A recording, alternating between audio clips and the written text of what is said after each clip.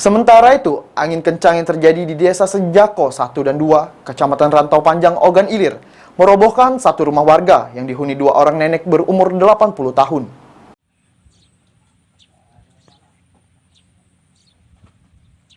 Inilah satu rumah milik dua orang nenek yang roboh saat hujan deras disertai angin kencang di Desa Senjako 1 dan 2, Rantau Panjang, Ogan Ilir.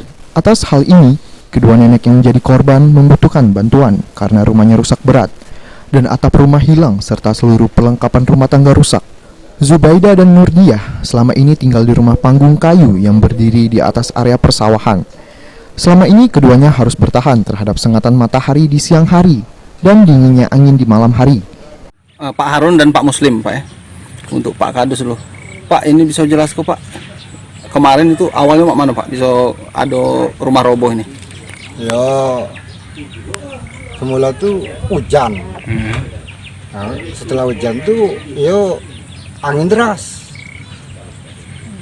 Sekitar jam berapa Pak? Sekitar jam 14, jam 4:20 sekitar. Itu yang terdampak ada berapa rumah Pak di Senjako 1? 4 rumah. Ya, yang rusak total satu. Atas kondisi ini, kedua korban berharap pemerintah dapat memberikan perhatian dan bantuan untuk meringankan beban musibah yang mereka alami. Ahmad Romawi, PAL TV.